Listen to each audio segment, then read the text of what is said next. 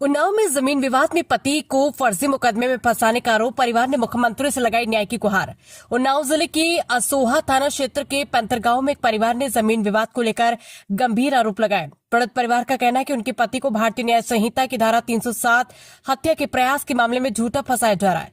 पीड़िता प्रेमा देवी के अनुसार उनका अपने चाचा के साथ जमीन को लेकर लंबे समय से विवाद चल रहा था।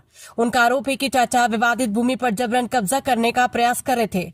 जब उनकी सास ने इसका विरोध किया तो उनके साथ मारपीट की गई। प्रेमा देवी का कहना है कि बीच बचाव करने पहुंचे उनके पति के साथ भी मारपीट की गई, जिससे उन्हें चोटें आई हैं। घटना के बाद परिवार ने असोहा थाने पहुंचकर शिकायत दर्ज कराई, लेकिन अब तक उनकी शिकायत पर कोई प्रभावी कार्रवाई नहीं हुई। वहीं पीड़िता का आरोप है कि दूसरी ओर उनके चाचा ने भी थाने में शिकायत देकर उनके पति के खिलाफ धारा 307 के तहत मुकदमा दर्ज करा दिया है, जिसे पूरा परिवार पूरी तरह से फर्जी बता रहा है। परिवार का कहना है कि मुकदमे के चलते उनके 2 छोटे बच्चों की पढ़ाई प्रभावित हो रही है और वे अपने घर में असुरक्षित महसूस कर रहे हैं। पीड़िता ने मुख्यमंत्री एवं शासन प्रशासन से मामले की निष्पक्ष जांच कर न्याय दिलाने की मांग की।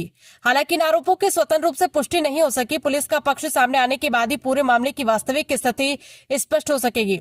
उन्नाव के असोहा थाना क्षेत्र से एक परिवार ने जमीन विवाद को लेकर गंभीर आरोप लगाए। परिवार का कहना है कि विवाद के चलते उनके पति को हत्या के प्रयास में फर्जी मुकदमे में फंसाया गया। आखिर क्या है पूरा मामला, देखिए हमारी ये रिपोर्ट में। को पता लगा तो मेरी सास रुकवाने गई तो मेरे सास को मारने लगे वो लोग। उसके बाद मेरे पति को कब मालूम पड़ा, मेरे पति भी गए रुकवाने तो मेरे पति को मारा पीटा और कोई सुनवाई नहीं हुई। फिर थाने गए, मेरी कोई सुनवाई नहीं हुई।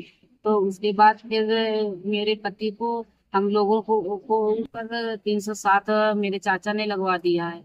और उसके बाद फिर 307 लगवा के सरकार से मैं यही कहती हूँ, निवेदन है कि सरकार मेरी मदद कीजिए, मुझे न्याय दिलाइए।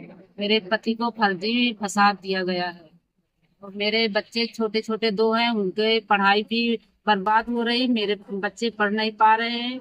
इसलिए आपसे विनती कर रही हूँ, मेरे बच्चों को हमको न्याय चाहिए, मेरे पति को।